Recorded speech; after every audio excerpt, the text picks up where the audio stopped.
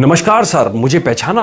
कौन? सर मैं आपका विद्यार्थी, 40 साल पहले आपका विद्यार्थी था। ओह अच्छा, आजकल ठीक से दिखता नहीं ना, इसलिए बेटा पहचान नहीं पाया और याददाश्त भी कमजोर हो गई है। खैर आओ बैठो, क्या करते हो आजकल? उन्होंने उसे प्यार से बिठाया और पीठ पर हाथ फेरते हुए पूछा, सर मैं अभी भी आपकी ही तरह शिक्षक बन गया हूँ। वाह, यह तो अच्छी बात है, लेकिन शिक्षक की पगार तो बहुत कम होती है। फिर तुम कैसे? सर जब मैं कक्षा 7वीं में था तब हमारी कक्षा में घटना घटी, उसमें से आपने मुझे बताया था, मैंने तभी शिक्षक बनने का निर्णय ले लिया था। वो घटना मैं आपको याद दिलाता हूँ, आपको भी मैं याद आ जाऊंगा। अच्छा क्या हुआ था तब बेटा? मुझे ठीक से कुछ याद नहीं। सर 7वीं में हमारी कक्षा में एक बहुत अमीर लड़का पढ़ता था, जबकि हम बाकी सब बहुत गरीब थे। एक दिन वह बहुत महंगी घड़ी पहनकर आया था और उसकी घड़ी चोरी हो गई थी। कुछ याद आया सर? 7वीं कक्षा? हाँ सर, उस दिन मेरा मन उस घड़ी पर आ गया था और खेल के पीरियड में जब उसने वह घड़ी अपने पेंसिल बॉक्स में रखी तो मैंने मौका देखकर वह घड़ी चुरा ली थी।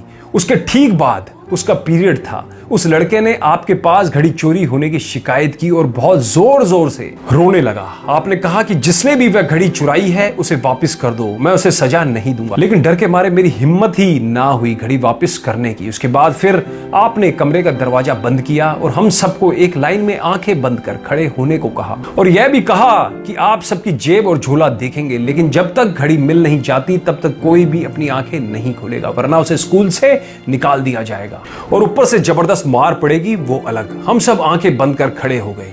आप एक एक कर सबकी जेब देख रहे थे। जब आप मेरे पास आए तो मेरी धड़कन तेज हो गई। मेरी चोरी पकड़ी जानी थी। अब जिंदगी भर के लिए मेरे ऊपर चोर का ठप्पा लगने वाला था। मैं ग्लानि से भर उठा था। उसी समय जान देने का निश्चय कर लिया था, लेकिन मेरी जेब में घड़ी मिलने के बाद भी आप लाइन के अंत तक सबकी जेबें देखते रहे और घड़ी उस लड़के को वापस देते हुए कहा, अब ऐसी घड़ी पहनकर स्कूल नहीं आना और जिसने भी ये चोरी की थी वह दोबारा ऐसा काम ना करे। इतना कहकर आप फिर हमेशा की तरह पढ़ाने लग गए थे। ये कहते कहते उसकी आंख भर आई। वह रूंधे गले से बोला, आपने उस समय मुझे सबके सामने शर्मिंदा होने से बचाया था। सर आगे भी कभी किसी पर भी आपने मेरा चोर होना जाहिर ना होने दिया। आपने कभी मेरे साथ भेदभाव भी नहीं किया। उसी दिन मैंने तय कर लिया था कि मैं आपकी तरह एक आदर्श शिक्षक ही बनूंगा। हाँ, मुझे याद आया।